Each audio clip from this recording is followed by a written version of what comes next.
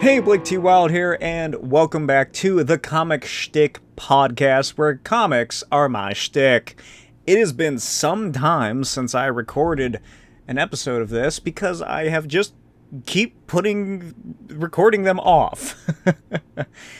Because primarily, I have just been working almost non-stop, for the most part, ruining my sleep schedule and social life, on the Ultimate Era, which, if you're somehow unfamiliar with this, you're hearing this for the first time and you don't know about the YouTube channel, is my coverage of the Ultimate Marvel Universe, the original one. I'm covering as many books as I can, trying to just wipe that universe out of existence on my channel by covering everything.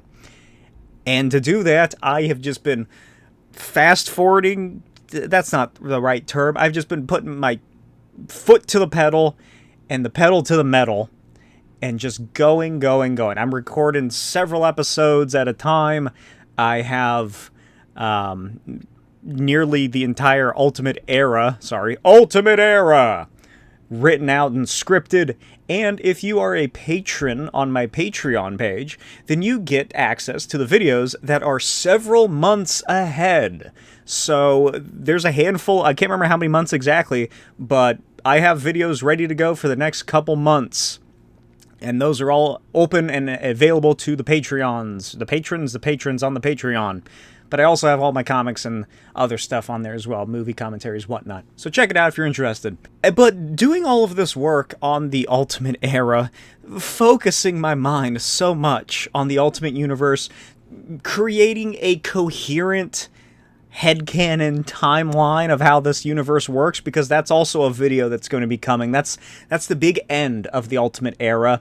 Ultimate Era is, I have made a very extensive Google Doc of the Ultimate Universe timeline.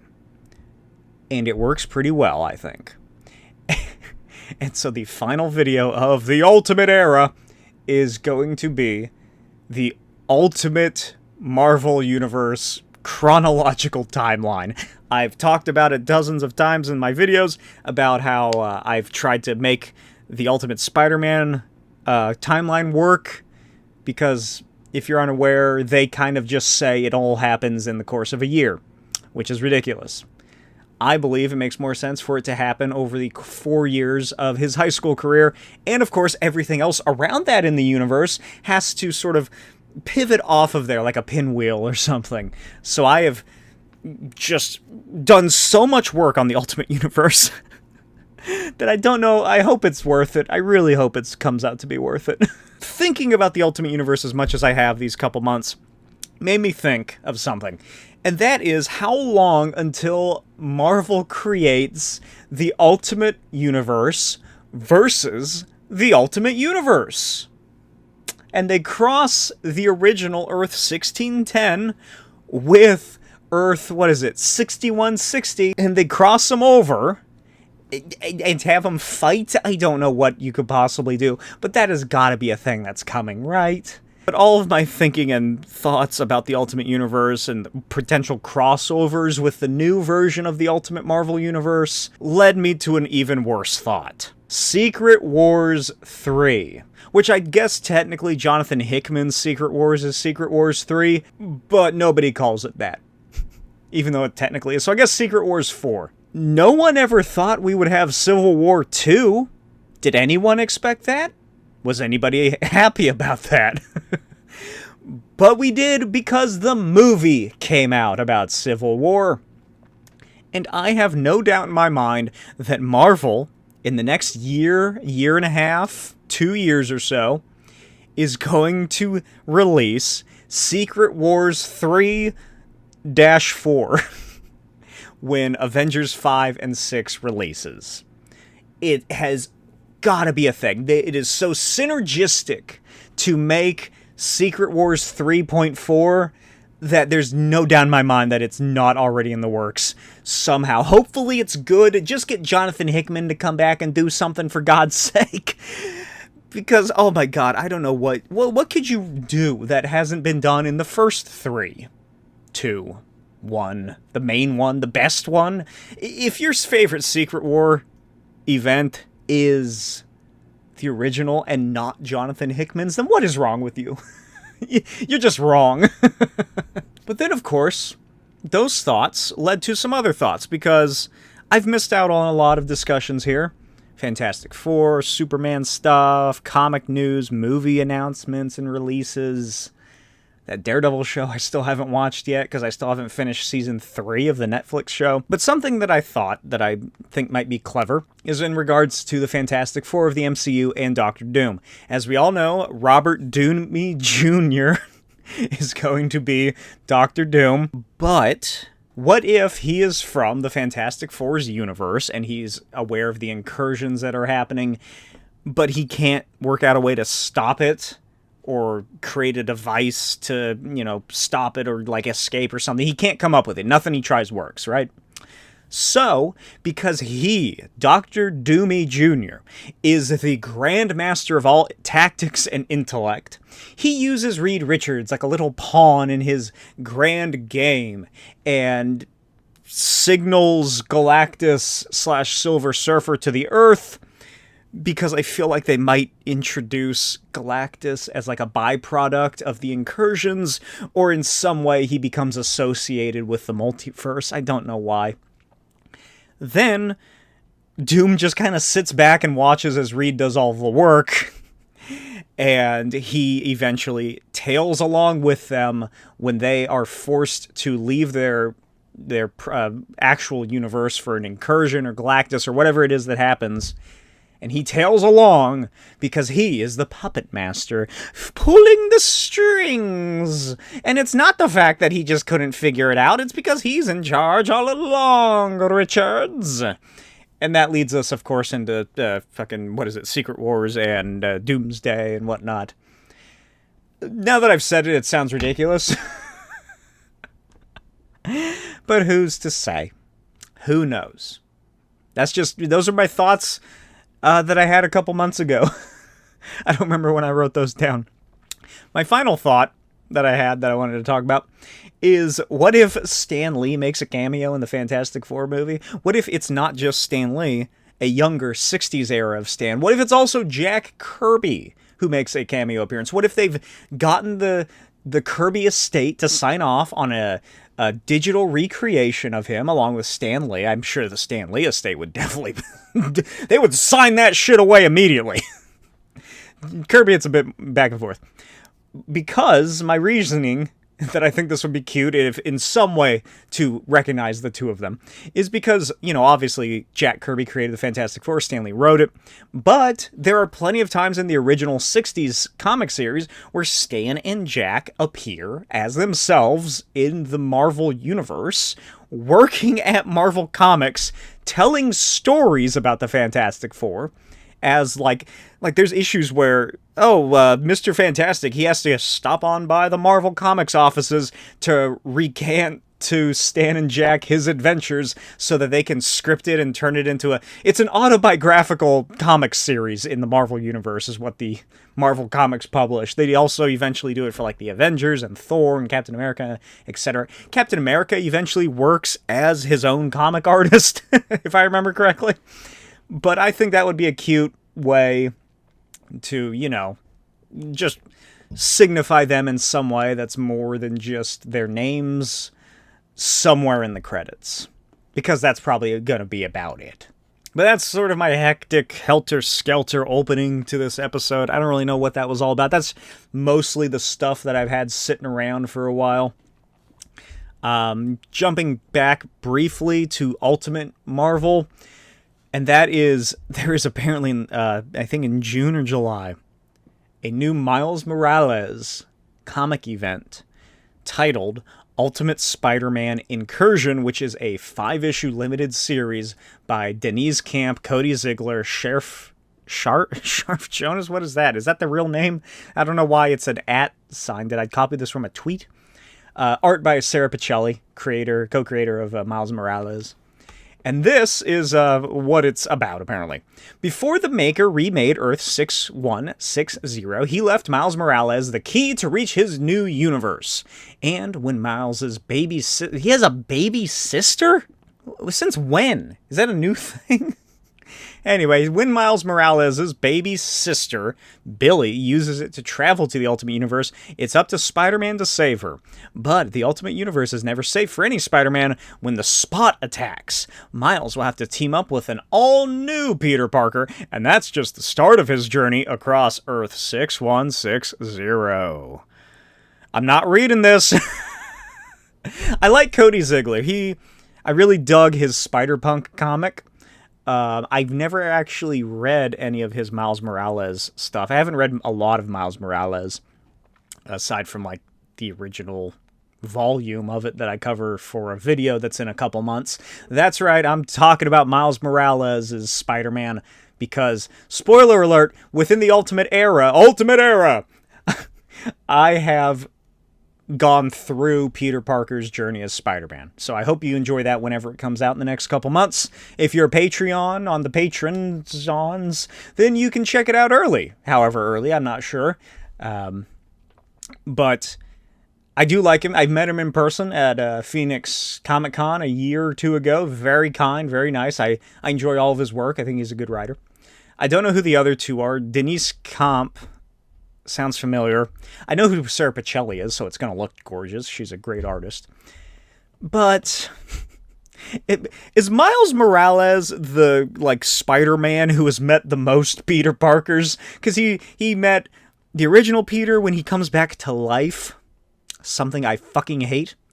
He meets the regular Peter Parker when he gets sent to the Ultimate Universe in Spider-Man, and then he meets him again in Spider-Man 2. And now he's meeting a new Peter Parker, not to mention all the other Peter Parkers that he probably met in, what is it called? Spider-Verse. This just seems dumb. I don't care about this. I don't care at all. I care about this even less than I would about what did I call it? Ultimate Universe versus Ultimate Universe. Ugh. I should also note that at this time, I still have never read anything from the new Ultimate Marvel Universe aside from the first issue of Ultimate Invasion. I own the trade paperback. I bought it. It's sitting on a massive stack of comics that I need to read by my side of the bed. But yeah, I'm not really following along. I haven't even read the Ultimate Spider-Man stuff yet. I know, like, I don't even know what's happening in the universe. I've read, like, a couple of the Wikipedia pages trying to, like, okay, well, what's happening now? But I'm not following it at all. I'm too focused on the 20-year-old version of the Ultimate Universe that everybody hated that I love now. A spoiler alert for the Ultimate Era. I unabashedly, unironically, enjoy the Ultimate Marvel Universe, the original one. There's also a couple of movie trailers I wanted to discuss in this probably pretty short comeback episode, because I'm only really talking about my very in-time review for Your Friendly Neighborhood Spider-Man. And the first one is Smashing Machine. The Smashing Machine, which looks like the first film I've seen of The Rock in live action where he actually acts in some way. I hope it's just not good trailer editing, and I hope he actually properly acts in this fucking movie. Because if you're unaware, it probably hasn't come up much. Mostly, I'd imagine it's on the podcast. I hate The Rock. I despise him as an actor, and kind of as a person. He pisses in Voss bottles and is very egotistic. I don't like him. And he's a terrible actor. But he seems to be doing pretty good in this. Prior to this trailer coming out, at least, because I still, obviously I haven't seen the film, so I don't know if he can hold it the whole time. I think his best acting always came from animated films, where he was forced not to play himself. Moana, the one where he plays Crypto, the super dog. Super Pets, is that what that was called? Is there anything, what else was he? I don't fucking know. I don't even know that if he's in any other voiced roles. That's how little I've seen of The Rock. I don't know. That's all I can really think of. When I think of The Rock acting well, It's those two. Because he actually puts emotion of some sort into it. He plays a real character that isn't just a badass fanfic version of himself. You know, like he does in the Fantastic Four in the Fast and the Furious movies. But this, the Smashing Machine, if you haven't seen it, watch the trailer. It looks very good. It's like, we got Iron Claw last year. Now we're getting this, the Smashing Machine. I'm smelling a cinematic universe for boxing, wrestling, UFC, depression stories on its way. And I'm looking forward to it. So I am very excited for this. This is the first rock film I've seen that I'm excited for.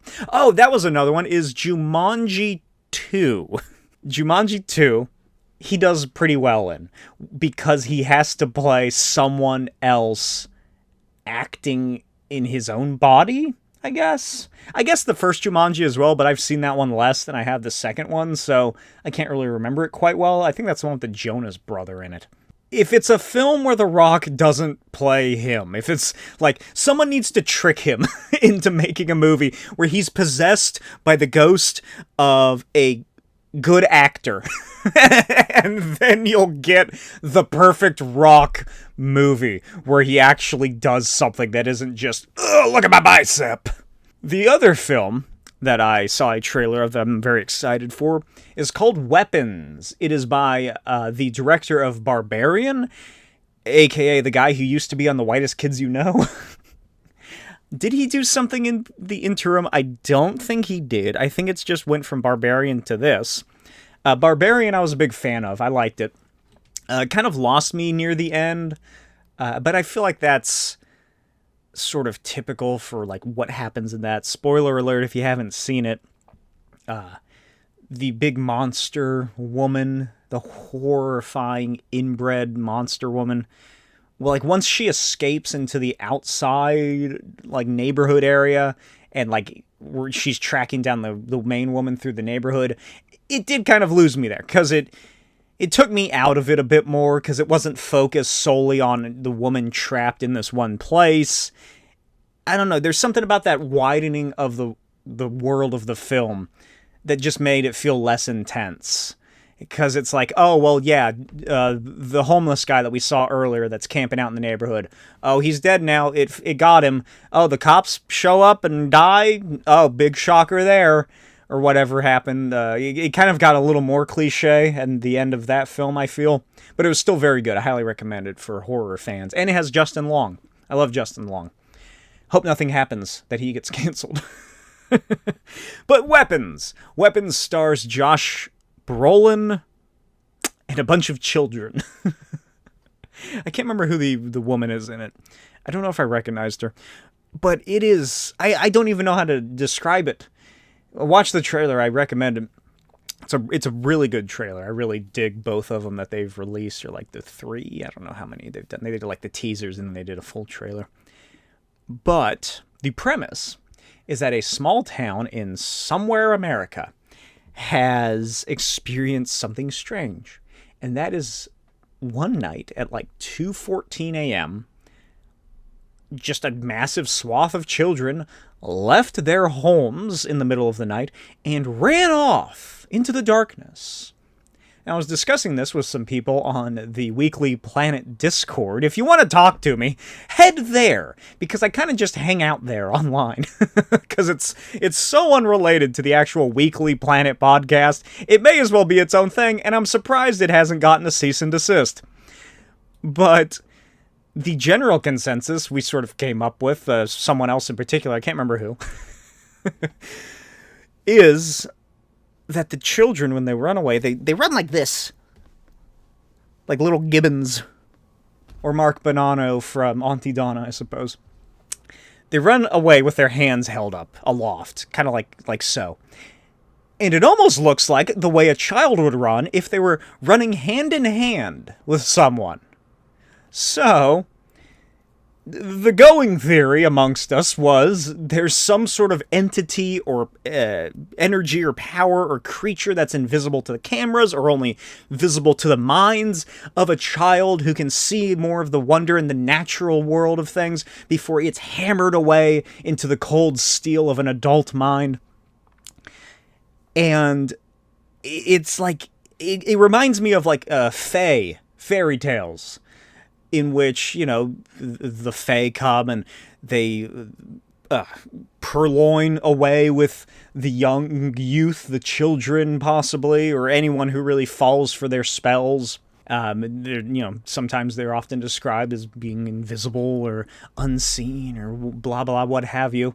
So that just added such an eerie aspect to it, because most of the trailer is Josh Brolin watching security camera footage from like a ring cam or an actual security camera or like a camera across the street of the house where one of the kids left. And it's just so fucking creepy seeing these kids running through the street in the middle of the night. The other aspect of the trailer is this like elementary school teacher her whole class disappeared. Most of the kids that are gone were in her class, so maybe there's some kind of connection there. Maybe some sort of Freddy Krueger, reverse Freddy Krueger? Is it reverse? No, I guess if it was reverse Freddy Krueger, he would have gone after the parents. Something's going on with her. She has like a nightmare where all the kids are seated in her classroom in the middle of the night. Or maybe it isn't a nightmare, maybe it's reality. And like, they just have spooky faces, you know? It looks like they got their faces painted in hell. So there's that. Looks very good. I'm very excited. I haven't seen Sinners yet. That is another horror film that's come out that I desperately need to watch. I can't imagine how jealous Shamik Moore is because of that film. But I am very excited. Let me know your thoughts. Are you going to see either Weapons or Smashing Machine? Do you agree with me on my thoughts of The Rock and his pitiful acting career? It's crazy that John Cena, of all people, has become a better actor than The Rock. If I could list my favorite wrestlers turned actors for you, I'm about to.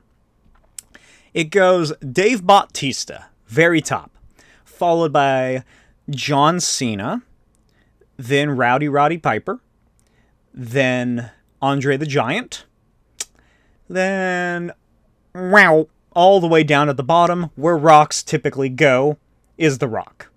I might be missing someone here and there, but that's my general list of wrestlers turned actors. Okay, so let's get right into things now. Your Friendly Neighborhood Spider-Man aired on Disney Plus several months ago at this point in time. I watched it weekly or however often it came out. I made notes under every episode. If you've seen or listened to the podcast before, you know how this works. I have like just bullet pointed notes that I make when I watch it, and I just kind of go from there. First of all, I highly recommend this if you have not watched it yet. It is a fantastic show. It is very well done. The art style is not as abrasive as I feel the trailers made it seem for some reason. Of course, you have the weird guy who voices Peter Parker being like, oh, well, I thought the show was going to be woke. Or whatever the fuck that little dipshit said. But other than that, it's very good. So, Your Friendly Neighborhood Spider-Man, Episode 1, titled Amazing Fantasy. So, Your Friendly Neighborhood Spider-Man, Episode 1, Amazing Fantasy. It is crazy that we went from the Avengers 2012, possibly featuring the Oscorp building from Amazing Spider-Man, to this. Just, it exists now. They're both in the same worlds. We're seeing them interact. Even though it's not technically the MCU, it's still influenced enough from it to be pretty close. I really dig, like I said, the art style, but more importantly, I really loved the transitions. I had a great time with those. It should also be noted, I have not looked at these notes since I wrote them. So, keep that in mind. But, of course, you know, as much as I do like the art style, it's no way as interesting as Spider-Verse, obviously, or Moon Girl and Devil Dinosaur, or for some reason I also wrote Klaus. Moon Girl and Devil Dinosaur, if you haven't watched it, is an amazing show. I loved it. Check it out. Klaus is that Netflix Christmas show with Norm Macdonald, which is it's animated in 3D to look like a 2D sort of animation film. It's wonderful. It's one of the best animated films I've seen. I love it. We watch it every year for Christmas. But for some reason that just, obviously it came to mind because all of these things, except for Moon Girl and Devil Dinosaur, are 3D animation trying to emulate a 2D style. And as well as what is it called? Your Friendly Neighborhood Spider-Man works, it doesn't feel like they commit enough to that idea. But I guess if they commit too far, then it kind of just becomes Spider-Verse, and they might get into some legal troubles there. But there's just it's flat, and it's obviously flat. It's very abrasive to watch at the beginning, but then your brain kind of gets used to it. I have that same issue whenever I watch Spider-Verse, is that the animation, as the film progresses, like my brain can't really understand it. Especially like I just rewatched it a couple weeks ago, and it was just weird to see. But then as the film goes on, I get more used to it. That happened even in the theater when I first saw it. But with this, it still kind of looks a little empty. I think that's the word that my mind is projecting, is empty. Spider-Verse, it's pretty simple and basic in terms of like what it could have been as an animated picture, but there's so much detail, there's so many aspects that go into it, there's so much love and care, and of course there is. It's a feature film. This is a television show. Klaus is the same thing. Moon Girl and Devil Dinosaur is very well done. It is stylistic, it is artistic, it's beautiful to look at, it's beautiful to hear because there's a lot of musical sections in it as well. It is detailed, it is clever, it is wonderful, creative. But I think it might have something to do with the fact that they wanted it, because it was initially going to be set in the MCU as Spider-Man freshman year. Then they changed it, they switched everything up, they made it more comic booky. So I think because of that, it is trying to walk the line of, this is like an off branch of the MCU, but it's also a bit more comic booky, guys. Don't worry. There's crazy stuff going on, but all the villains still have to have their goddamn tech suits. But at least Doctor Strange looks good. But I think that's really what it comes down to, is like, look at Peter Parker from Spider-Verse versus Peter Parker in this, I guess. Like, his just whole complexion, his whole look is just very empty. And obviously it's going to be that way. It's animation. Every line costs something. But I don't know. There's just something about it that works, but simultaneously just does not. There is, however, the weird portal that opens with the crazy symbiote mantis thing and Doctor Strange. I love Doctor Strange in this show. He looks so fucking good. The voice is perfect. I think it is Benedict Cumberbatch. I can't remember off the top of my head or not. But I really dug this version of Doctor Strange. I do wonder how this plays into the multiversal symbiote hive mind. Is that a thing they're still trying to do? Because if you forgot, one of the Venoms, or no, what was it? Spider-Man? No Way Home? I think. Whatever one it was that revealed that Eddie Brock got sent to Earth 199999. Venom knows who Spider-Man is because it's some crazy multiversal hive mind that the symbiotes have. I always liked that idea. I liked it when I first heard it. That was one of the few things I liked about that aspect of Eddie Brock being sent to the MCU. But I doubt it'll ever come up again. I did think that there was a reason that the symbiote didn't outright murder Nico, like they were somehow linked together in some way. But obviously that doesn't happen. Spoiler alert for this months-old show. It's a bootstrap paradox of time. the symbiote gets sent back to the past by Doctor Strange. I really love also that Doctor Strange uses all kinds of different magic. He uses a lot of magic, more so than his MCU counterpart ever has. That was just fantastic to see. But the opening is very good. I love Nico Monroe as a character, especially in this. I thought that addition to the character is fantastic.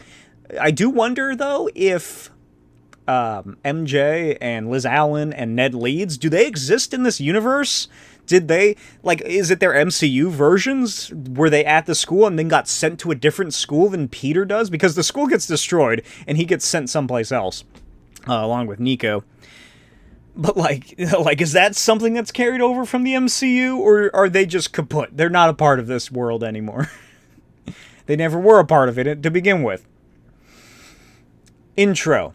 I really liked it. I really dug the song. I didn't skip it during my watching of the show. It's obviously not as good as Spectacular Spider-Man. That's a big thing that's probably going to come up, and that I'll just get out of the way. Is Spectacular Spider-Man is my absolute favorite animated Spider-Man show. Fuck you, 90s animated Spider-Man show. You're garbage. You're censored, ballsless garbage. I hate that show. I can't watch it. I've tried to watch it multiple times. Even as a kid, I didn't like it because they couldn't use guns was a big thing. So all of the villains, all of the cops, anybody who had a rifle or a handgun, it was a laser gun or something. And even as a kid, I was like, that's weird. And then as I grew up and I found out about that and that censorship of it, I was like, well, that just doesn't compare to Batman the Animated Series or Superman the Animated Series, both animated kids cartoon shows of the same time that had guns available to its villains. The other thing, if I remember correctly, is that Spider-Man was not supposed to, like, hurt people or punch people or anything like that, so there's never any interesting fights or anything of the sort. It's just such a stilted show that I think is just built off of nostalgia. And, of course, I think my favorite part of the intro is the intro screen with the comic box that appears around it. I really, really dug the intro stuff. I thought it was very well done. I do like also, there's a little detail of the show, which it's after Peter gets bitten, that he's hit by a cab when he's walking to school, and he actually dents it. He leaves a pretty big dent that wouldn't normally be there, I'd imagine, if he wasn't Spider-Man. The suit is very meh, his original suit. And this comes back to my earlier diatribe that I almost went on about the villains just being tech-based and all that, like the Unicorn and Scorpion and whoever else. I am sick and fucking tired of how does a teenage boy make Spider-Man tech? It must be realistic. It has to be this. It has to be that. It must be he has these capsules that connect via tubes into the circuitry of his custom-made harness rig. And it's a ski mask with big goggles, and he wears a sweatshirt. I fucking hate it. Who cares? It's a comic book fucking heightened reality where the Hulk exists, Iron Man exists, New York was invaded by aliens or whatever. And yet you're still wondering, well, how, of course, can a teenage boy make the Spider-Man web shooters? Who cares? Who cares? Next time Spider-Man's rebooted, don't bother showing that part. If when he gets rebooted, I imagine they're gonna have to do the origin again. Just go straight from Peter gets bitten by a spider, Uncle Ben dies, fast forward a couple months, oh, look at that, he has goddamn web shooters, he has created the chemical compound of web fluid. God, I'm so sick of that. Harry Osborn, of course, is a major character in this show. Probably the best iteration of Harry Osborn, maybe since the original comic. I really dug him. I like his whole role in the show. I'm looking forward to see if he, kind of betrays Peter. I hope not, because that's where he's expected to go. But I want him to do something different. I want him to just stay on Peter's side through the duration of the show, however long it lasts. He is, however, introduced by being jumped by a gang of nerds. And there is also a Screwball cameo in the Nerds chat. I think, are they live streaming it or something? I think is what it was, but Screwball is there. Lonnie also makes an appearance, Lonnie and Pearl. I really like both of them, Lonnie especially, aka Tombstone, as he will come to be known. Pearl's physicality really threw me off, because, like, what are they trying to do here? Are they trying to imply that she's, like, older? Like, why is she shaped like she is? And then I learned that she was a swimmer, and it made perfect sense. Also, she is supposed to be older, but just the introduction of the characters, I was kind of confused by what was happening. Depressing stories is what was going to be happening, because this is followed by some old bitch on the subway and some racist-ass cops. And then the final episode ends with the mirroring of the MCU's Civil War in this universe. I really like that. Also, that means that this is taking place in 2016, seemingly. So that's a interesting aspect I feel like nobody really discussed. I suppose that doesn't make too much of a difference, but it's interesting to note. Technically, this is a period piece. Technically, every MCU film is a period piece. Episode 2 is Parker Luck, the Parker Luck. Really like Osborn. Like his design, like his voice. He has a great voice. Very different from anything else. I really dig the music as well. We get introduced to the Osborn, what is it, the internship initiative, or whatever the fuck it's called. And we learn that Amadeus Cho exists. There is a Wakandan girl who I don't think is supposed to be anybody in particular. If she is, I'm unaware. I did think, and then, you know, we get a couple of mentor scientists, and I was like, oh, well, these are obviously going to be characters that we know and are familiar with. I thought that the guy in charge of all the interns was going to be Miles Warren. No, he's just some random old man. But we do get Carla Connors, the gender-swapped version of Kurt Connors. She's missing her arm. She is probably a big fan of lizards. I really like her. I like the fact that she's a very positive influence on Peter. I expect in the future seasons that she's going to be taking the angel on his shoulder to Norman's devil, I guess. There are corgis. There's a great character that shows up constantly because he seemingly lives in Peter's neighborhood, who is walking his corgi every now and then. Firebug, aka Butane, was pretty cool. I liked him. For some reason, I have a note that says, Peter should really use IBS as an excuse. And I did say earlier that there isn't much detail in this show, and not as much as Spider-Verse. That was specifically in regards to, like, the art style and the animation, because there is so much detailed, like, little exposition and world-building bits. Like, even the security guard that works at Oscorp is a character that's been from the books. His name is Jay Gallo, Jonathan Gallo, a.k.a. Ricochet, a.k.a. a mutant. So that's interesting. That would be really cool if they do season 3. Introduce Kitty Pryde! Introduce Kitty Pryde and have her and Peter date. Do that. Adapt the Ultimate Spider-Man arc. I am fucking pushing it. I am pushing Peter and Kitty. Shadow Spider. Spider Cat. But I really like that aspect of it. There's a bunch of others. There's NFL Sports Pro, who is the coach of the school that Peter goes to. What is the school called? I think I had it somewhere. Maybe not. Never mind. I don't remember what the school is that he goes to. But there's a lot of great little background additions. Like I said earlier, the screwball thing. That is just, you blink and you miss it. It's like she types in the chat of a live stream. And if you don't notice it, you don't notice it. But it's nice to establish, like, this is a living, breathing world full of characters that we aren't seeing. We do, however, get something that I hate, which is the stupid nerd doesn't understand sports joke. I think it's Peter and Nico talking, and he's like, oh, well, when you're playing football, don't you have to score a goal and a dunk or some stupid shit like that? I don't think anybody in the history of mankind has existed that speaks like that, or is that unfamiliar with the concept of certain sports, that you haven't just, through cultural osmosis, understood how they work. Maybe if he was like 4 years old, that joke would land. It does not in this case. And then we just get Peter being a dumb teenager and Norman immediately finding out about his identity.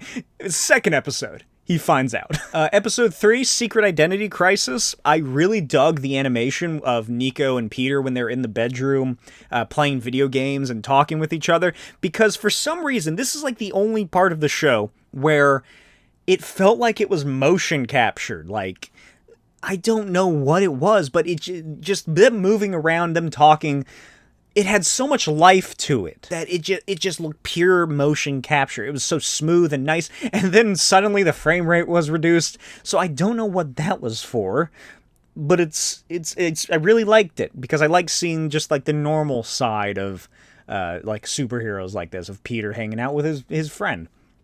Nico's stepmom is named O'Hara.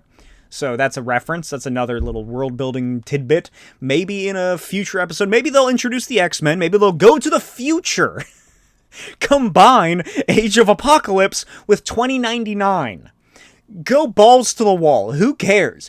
Just do whatever you want. Hire me onto the show. I got some ideas up in this ticking brain of mine. So, possibly in some way, we are going to get Miguel O'Hara in the future.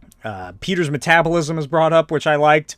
That's just a thing that, you know, that's neat that they bring it up, that they do discuss it. I'm that big of a nerd that I'm like, oh my gosh, they're actually discussing the concepts of Peter Parker's metabolism now that he's eating all these calories constantly because his body needs the energy. And then we are revealed that the internship that Norman Osborn set up, while it is, I think, a real internship, it was actually meant to track and discover Spider-Man's secret identity. And it works very well.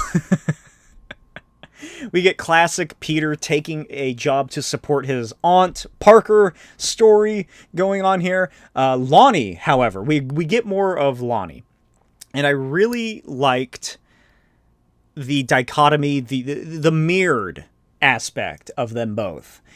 And that is, you know, he's also having issues at home, issues with money, familial issues, and then we cross back and forth between how he handles it in his aspect of reality as a young black man versus how Peter handles it as a genius child who happens to be white. Of course, there's Andre, his little brother's involvement with a gang, Lonnie's realistic predicament for a young black man who could have a bright future, but ends up falling out into a desolate world that surrounds him because of cultural and societal ills.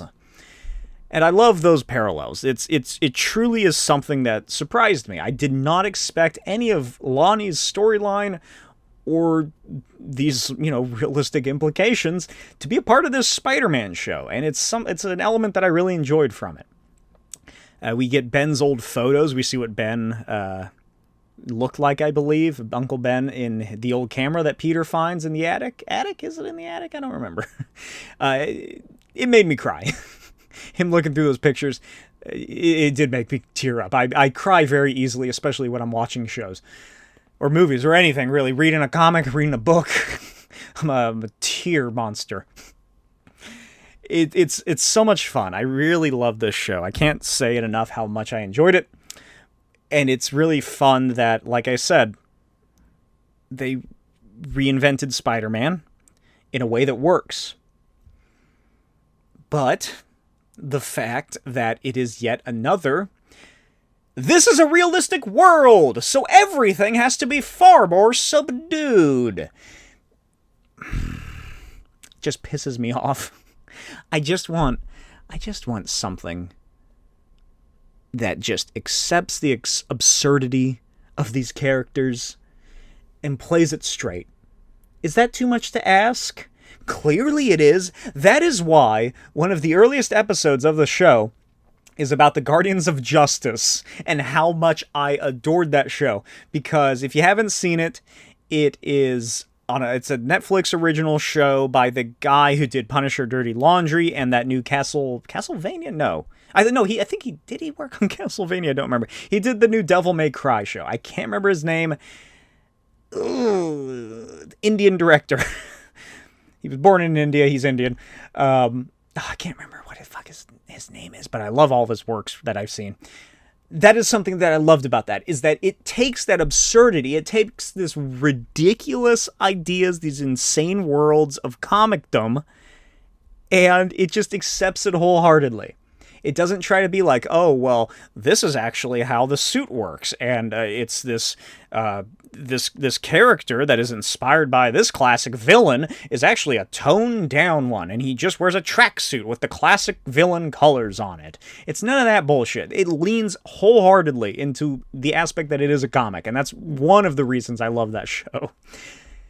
And I want them to stop, because they've done that the past couple Spider-Man shows, haven't they? They did it in that shitty Disney one that looks super ugly, that he's at some super science school or whatever. There was that one with Drake Bell, which leans a little more into the comic book stuff, but too much into the ultimate aspect of it, so it's still subdued. Spectacular Spider-Man.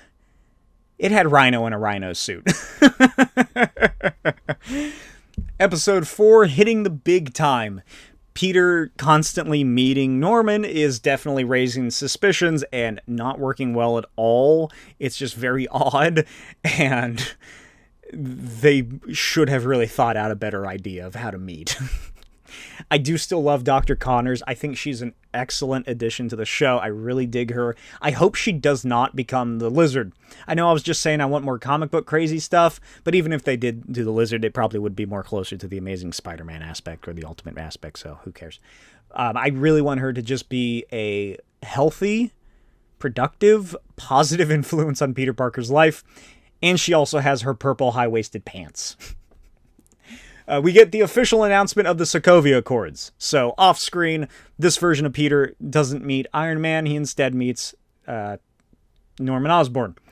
So, all of that stuff's going on. Without him, I imagine it probably doesn't change much. Iron Man looks fantastic. I really dug him. His design, classic Iron Man. He even has the little mustache. Captain America looked a bit odd. It kind of reminded me of the Marvel Now Captain America suit, which I'm not personally a big fan of, which is essentially just what would happen if we took the 616 Captain America and the Ultimate Captain America and just smushed them together. We get some Spider-Man suit redesigns, which are references to Prodigy, Hornet, and Dusk suits. If I remember correctly, those were all little I can't remember. I think Peter Parker's identity is revealed or something. Something happens that he has to stop taking the guise of Spider-Man, and instead, for a little bit, he becomes these other like side characters where he dresses up in different costumes and tries different stuff. Obviously, just like in this, it doesn't work. There's a great back and forth between he and Norman Osborn, which I think it's because it's the Dusk suit, which is just like all black. It's super creepy. And it's Peter goes, "A little girl screamed when she saw me." And Norman, sitting in his chair, just kind of pondering it over, goes, "Damn, I was afraid of that." That got me very good. It's getting me now. It's a funny scene. We get some more evolution and discussion and showing of Lonnie and his life. He gives a flower to Pearl, and his denial and refusal to bring up what happened regarding the 110 gang and Big Dawn. Oh my god, it is just so horribly depressing and heartbreaking to watch anything involving Lonnie in this show. The 110 gangs, they control the area, meaning that Lonnie is entrapped there, and the community to, protect him of the gang itself, because he's been identified by the rival gang, I think, at this point. So he's damned if he does, he's damned if he doesn't, is pretty much what it is. You know, it's Big Don using his kind of charisma and threats to bring more into his group under the guise of that community and that protection. Like, oh, Big Don can protect me from this rival gang that hates us because of reasons created amongst each other, even though they are violent criminals and run by a psychopathic giant in Tim's and looks like Kimbo Slice. Rest in peace. It's a lot. It's way more, like I said, it's way more than I expected a Spider-Man animated show to touch on. Because for me, I can't really say much about it. I am a straight white man who grew up in Arizona, not a big black community. I'm sure you're shocked to hear that. But there's just... obviously, it's heightened for the show, for storytelling reasons. And I saw this a lot in the comments when this was coming out. They're like, this is stereotypical. I don't like that they're doing this to Lonnie, blah, blah, blah. But it's still a thing that happens to plenty of people. I don't know how often it still does occur. But I imagine that it does, across the world even. It's not singularly a black issue. Although in America, it ostensibly, it definitely is. Much more so, than probably other parts of the world, I'd imagine. But just the fact that they took the time and the effort to depict this in such a heartbreaking and depressing way, to bring to light that these are real issues that real people do deal with. I really enjoy that. I don't... call me woke, call me a lib or whatever. I don't give a shit, because guess what? The world exists outside of your bubble. And if you can't accept that, then you're just a pathetic child who can't properly empathize with others. I'm about to go on a whole rant, but I'm going to stop myself. And I'm going to instead talk about the Superhuman Registration Act, Sokovia Accords, which is directly said for heroes to take accountability.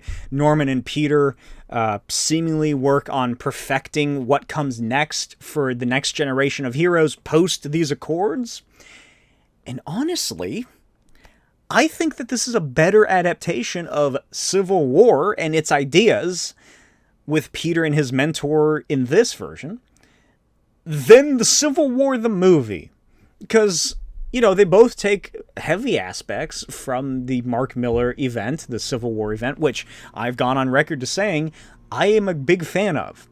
First time I ever read it, actually, I read every tie-in and book in chronological order, and it made me experience those events in such a closer and personal way, seeing the overarching effects on the universe.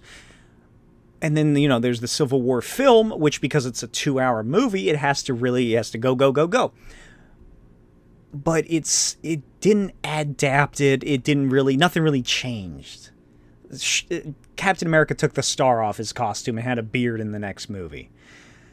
But this just does so much more. It takes those ideas, those concepts from the original event. It takes the ideas that are also presented in the movie and refined from the movie, from the comic, and it just makes it work so much better.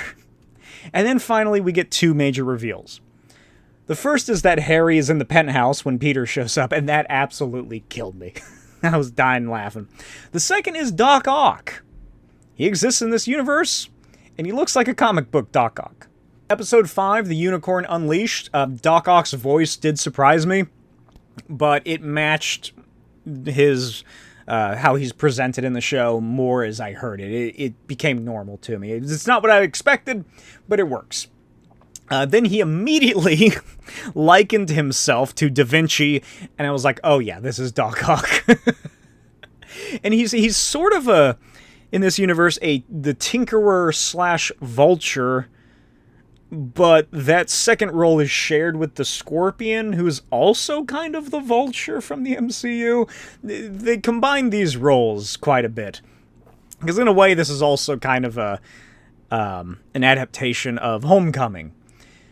So Doc Ock takes that, creator role and, like, inventing and taking, government and alien technologies and reworking them into something else, and his arms and whatnot, and selling it on the black markets like Vulture and Tinkerer do. But then we also get Scorpion, who is a legitimate threat and animal-themed. Just like the Vulture. I do love that Leapfrog. Here's another little detail. Leapfrog from the comics is Doc Ock's assistant, who gets him coffee. Norman, not knowing who or how old Harry Osborn is, perfect cementation of classic Normanisms.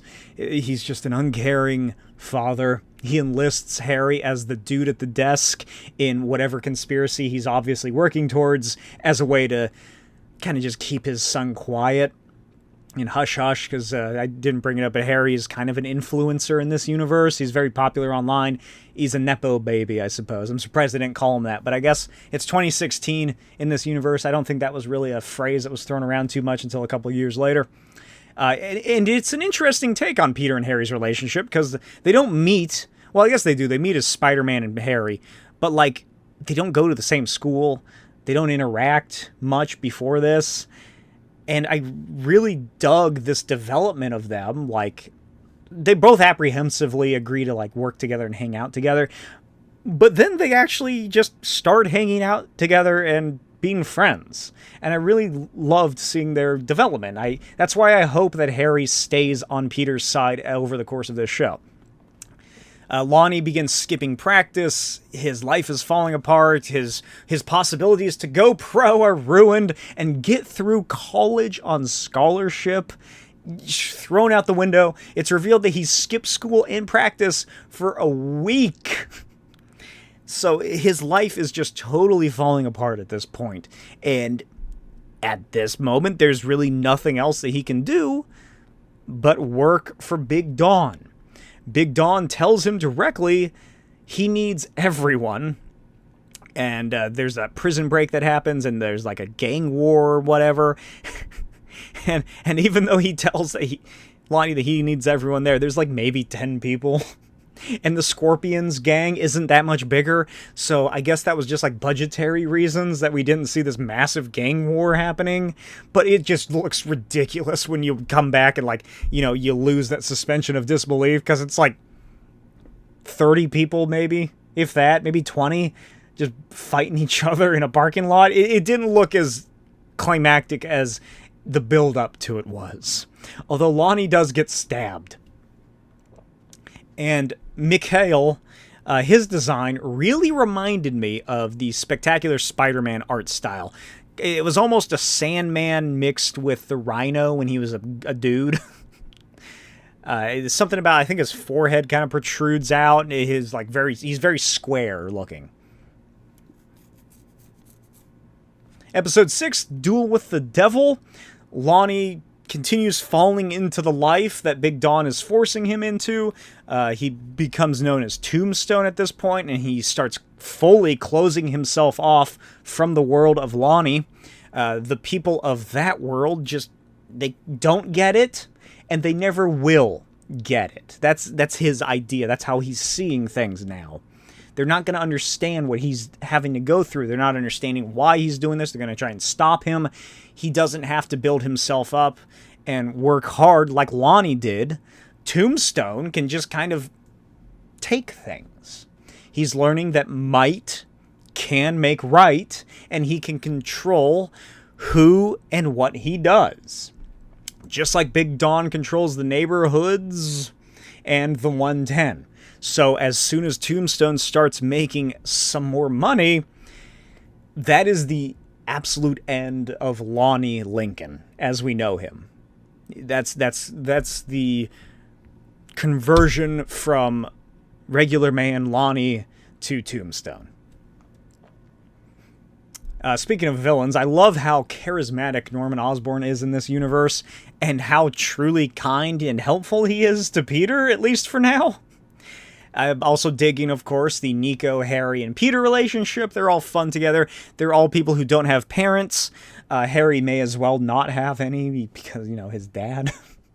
So, there's that they can relate to. We get some more little Easter eggs, such as Zaniac and the Tomb Hunter movies that they watch for their little movie night when they're hanging out together. And then it's kind of revealed that Norman is using Peter and Spider-Man as his enforcer to get some devious deeds done. It sort of cuts back and forth. Peter has to leave their movie night, so it's Nico and Harry hanging out together. I really like their relationship. I wonder if they're going to become a couple. I don't know what Nico's deal is, like attraction sexually wise. A lot of people in the comments were like, oh, it's obvious she's gay. But was there anything that really gave that away?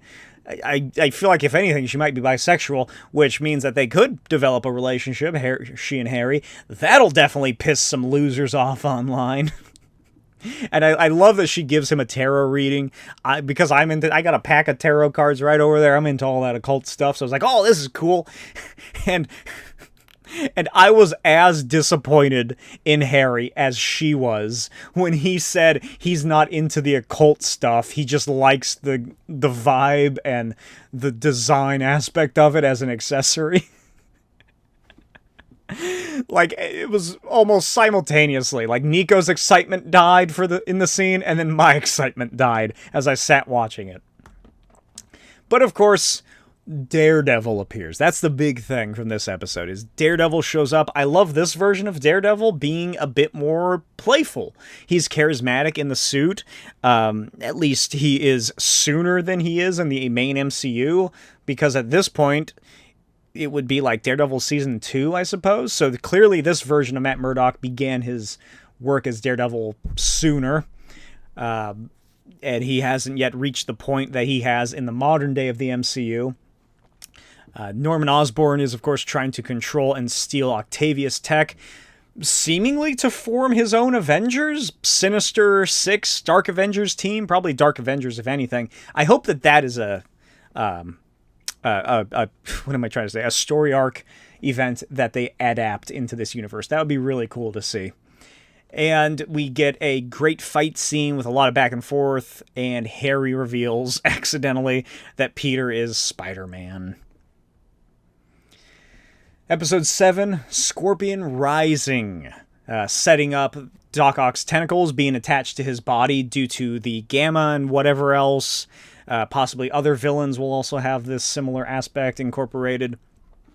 Also, Gamma is probably what's going to be the Hulk-like ultimate Goblin if Norman does become Green Goblin. And then we get something weird, which is Nico talking to her pendant.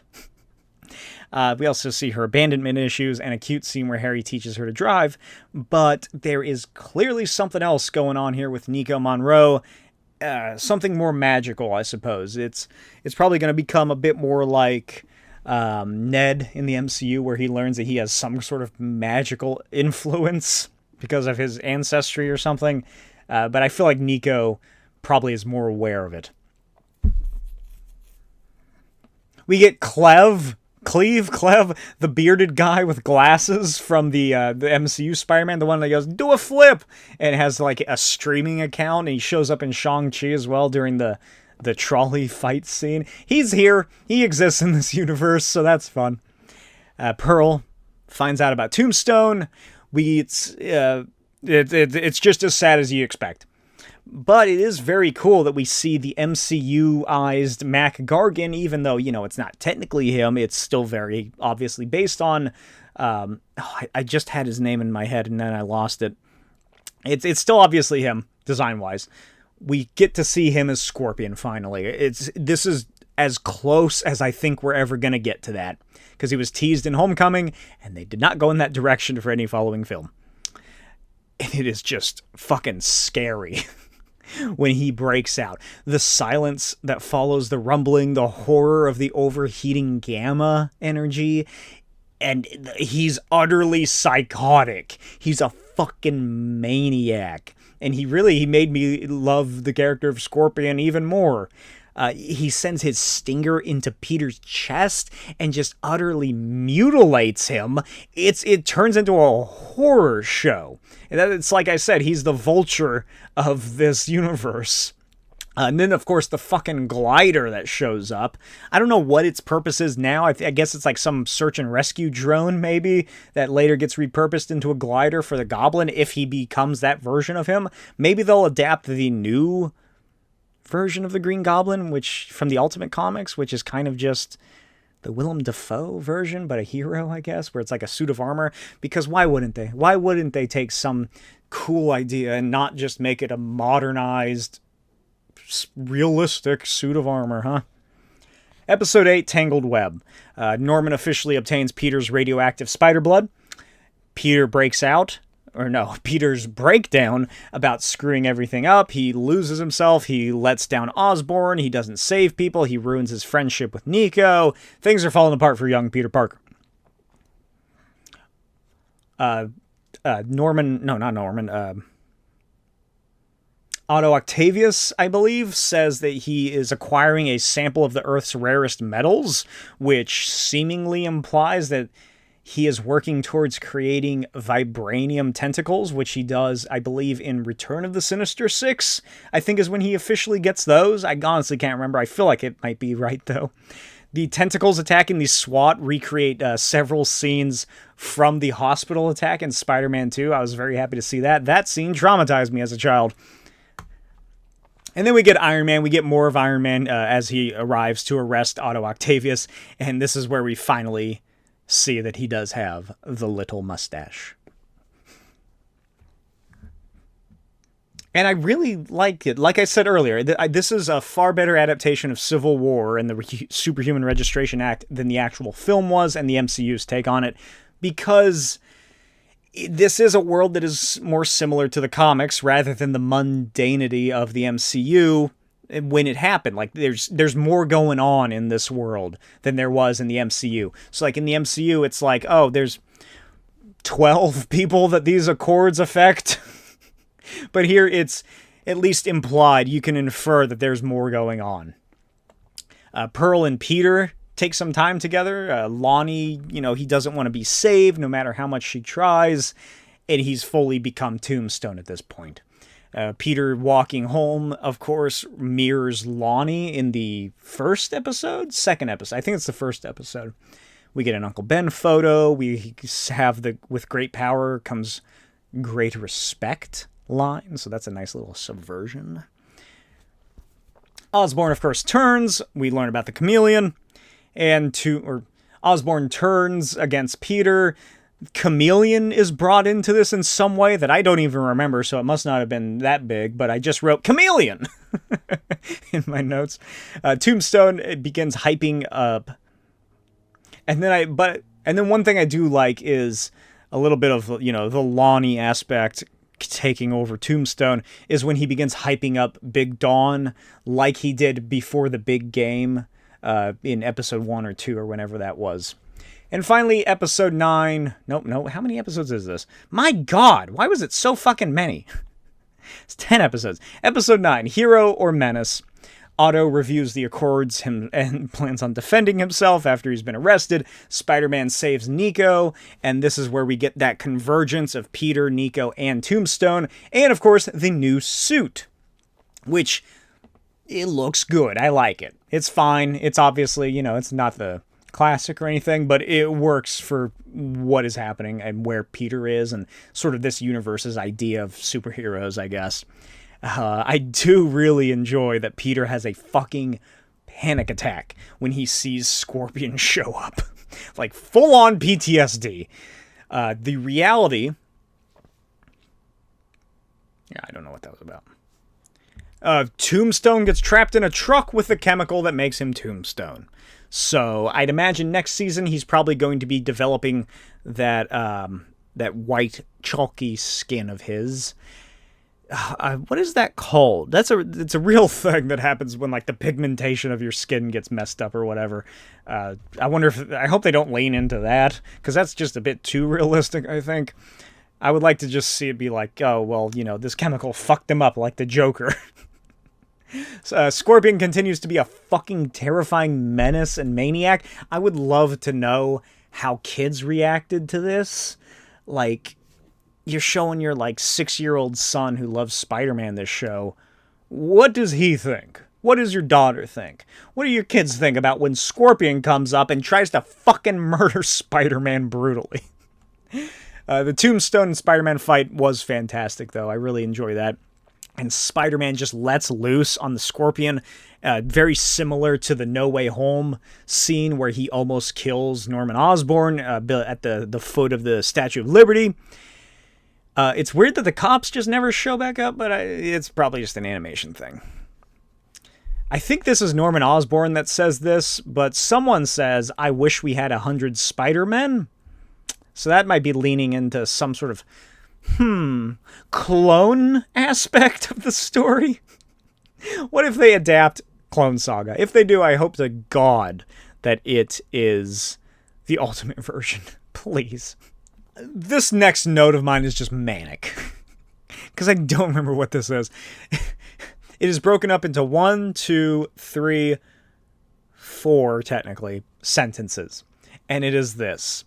Octavius Tech in Oscorp, glider growing closer, magnetic generator by Connors and Parker, spider tests, radioactive spider tests. What the fuck was I... what was I saying? What was I watching here? What was I doing? I'm trying to remember. I think it's that Octavius's tech is absorbed and stolen by Oscorp. I don't know what the glider means, but Connors and Parker, the magnetic generator, is a piece of a puzzle that Norman tricks everyone into making, I think for his dimensional warp gate or something. Is that right? I don't recall. I do wonder, though, what Nick Fury looks like in this universe. Is he Sam Jackson Nick Fury? Is he classic Nick Fury? Is he the cool amalgamation of the two from Earth's Mightiest Heroes, where he's black, but he still has the hair and the eye patch and like the salt and pepper sides? Also, does J. Jonah Jameson exist in this universe? Are we going to see a closer normal version of the Daily Bugle, or is it going to be all digital and podcasty and Alex Jones-like? Finally, episode 10, If This Be My Destiny. I like the slice of life diorama opening. That was very cute. Yeah, cut that part. Project Monolith, which really reminds me of the Kingpin's device from Spider-Verse, is unveiled. Doctor Strange shows up to stop it or whatever, because Norman's trying. I don't remember what the fuck his reasoning was to open a portal to the multiverse. I think it was like, or not the multiverse, but I think it's just into deep space or something. I want to say it's to try to just advance, like, space exploration, if I remember correctly. Like, oh, well, we don't have to worry about, like, rocket propulsion escaping the gravity of Earth if we can just fucking pop it through to the vacuum of space or whatever, or to another planet. Then we really don't have to worry about it. But that's where the symbiote monster thing comes from. Doctor Strange shows up. The bootstrap paradox with Strange occurs. The symbiote multi-headed alien entity, which is probably my favorite version of the symbiote Venom possibly in existence. It was scary. It was horrifying to look at. I really dug it. I like that part. There is a slight reference you might have missed to Doctor Strange in the Multiverse of Madness, which is where Doctor Strange says, whatever happens next, and then he's grabbed, like the alternate Spanish-speaking version of Doc. Is it Spanish? Is it? I think so. I can't remember. But he's grabbed by the monster and almost killed, like at the beginning of Multiverse of Madness. There's a little reference there for the fans. For the one major fan of Multiverse of Madness, me. Of course, there is the tiny bit of goop that breaks through, so hey, we're probably going to be getting symbiotes in the future. I hope to God it's just Venom, and that they don't do the Venomverse, or the dumb life agency, what are they called? The yellow one, and the green one, and the red one, and the blue one. Oh, God, I hate the symbiotes so much. I do, however, like that Norman truly did seem remorseful for bringing the symbiote to Earth and what happened. Like, he's a cunning, ruthless, self-obsessed villain, pretty much, but this isn't what he wanted. He did truly want to, like, advance humanity in some way. This version of Norman seems very close to Lex Luthor in more things than I think he does of classic Norman Osborn. And then we get a couple of little establishing for the next season. Tombstone, he's going to have the full Wrecking Crew as his underlings, seemingly. Thunderball, Piledriver, Wrecker, the other one, I think. Or was there only 3? I can't recall. Maybe they No, I don't think there are... I don't think there are 4. I think it's just those 3. Because I think that what they might do is have them become the Enforcers. The Enforcers being Ox, Fancy Dan, and... Is it Montana? It's a state. I think it's Montana. So it would make sense for there just to be the 3 of them if they do take those roles of the classic Enforcers. The Watcher shows up. The Future is implied. Alchemex is the company that Harry founds or something. And there's just a lot more. Because he's the founder. And there's just a lot more. Because Harry's like... I can't remember what happens exactly, but it's like Harry and Peter want to strike out on their own. And Harry seemingly is founding Alchemex in this universe. And he wants to make it like a teenage think tank for young geniuses to work to create the future or whatever. So they're looking through like a list of applicants or like people that they could get. The list is Max Dillon, aka Electro. So I'm not a fan of Electro being a teenager. That was a big thing that I did not like from that recent Spider-Man show before this. Never watched it because I just did not like any of the ideas or the animations.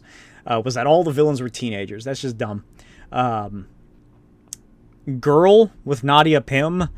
That was a similar idea where it's like young, it's like STEM. It's like young genius girls who all come together. This thing on my thing, it's blue, so I linked, I actually thought ahead, and I linked the girl Marvel fan wiki page to recall what it stands for, which is Genius in Action Research Labs. So that's a thing. Ned Leeds is noted as being part of this list. Tiberius Stone, who is the actual founder of Alchemex in the comics, I believe, or at least a version of Alchemex. Kidden Nixon, who was an NYX character, who finally returned to comics after a 5-year hiatus. NYX was also where X-23, she has a big appearance there, if I remember correctly. It's a weird series. Don't read it. Ripley Ryan, a.k.a. Star, who was a Marvel Captain Marvel villain turned anti-hero. And Diane Jenkins, who all I could find is that it's a Young and the Restless character. They also established Web, W-E-B, which is the thing from the comics, if I remember. We see Finesse and Daredevil. It's revealed that one of the girls from the Osborn internship is actually the character Finesse. I never heard of her before this, or maybe I did and forgot. But she is the protege to Daredevil, and they are both, looking into Norman Osborn and his activities. Tombstone seemingly... Oh, here's what it is. The word I couldn't remember before. Fuck, I can never say it. God damn it. Vitiligo?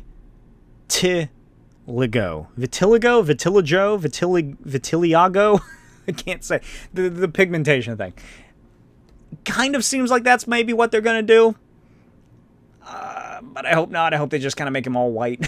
Just chalk white next season. Sharpen his teeth, too. We'll just go ahead. Just skip ahead a year. And for some reason, he has just gone full Tombstone. We also get Nico doing magic. So that's neat. So I hope that advances more and she becomes, there's Strange Academy in the comics that she could have something to do with. Maybe Wong becomes like her instructor when Doctor Strange is unavailable. She could possibly take over the role of America Chavez that I thought she would have in the MCU. I would really love to see more America Chavez just be the protege of Doctor Strange. I think that's really cool of an idea, but I don't think that's going to happen. So maybe they'll do it here with Nico. And the biggest reveal, the final episode, is Richard Parker is alive and in prison. And he's voiced by Josh Keaton, who previously played Spider-Man in the Spectacular Spider-Man show. So that's a nice little, a joining of them, like sort of passing the torch, I suppose. But that was a big shock. That was, honestly, of everything, that was the point that, I was like, oh shit, that's crazy. But I'm far more interested in literally anything else. I honestly don't care that Richard Parker's still alive, that he's been imprisoned or whatever, seemingly wrongfully accused, possibly because of Norman Osborn. I don't care, because that just reminds me of Barry Allen's dad. And I've already seen those storylines play out. I don't give a shit about Richard Parker unless something really crazy happens with him. What if Richard Parker in Your Friendly Neighborhood Spider-Man season 2 or 3 becomes Venom? Do you think about that? We've seen Venom become imprisoned. We've seen him break out of prison and eat people. Seems like the perfect setup for him to somehow get the symbiote attached to him. Maybe Peter gets the symbiote for a little bit. He goes and visits his dad eventually. And some form or fashion, the symbiote leaves him and is in the prison and attaches itself to Richard Parker, and he becomes Venom. And then Venom is a cool anti-hero, and he's quipping, and he's helping underground homeless people or something. I hate that idea, personally. I think it sounds stupid, but it could possibly happen. Who knows? This show could do so many wonderful and creative and just out there ideas that I feel like nothing is really off the table. They could really do a lot. Like I said, they should introduce the X-Men. They should introduce Kitty Pryde as a love interest. Just do it already. Come on. But I got to wrap it up here. This was supposed to be a short episode coming back, but it ended up being probably about an hour and a half or so after I edit it down. So let me know your thoughts on everything. What are your thoughts on Your Friendly Neighborhood Spider-Man now that it's been out for several months? Let me know in the comments below, and I will see you all next time. Bye!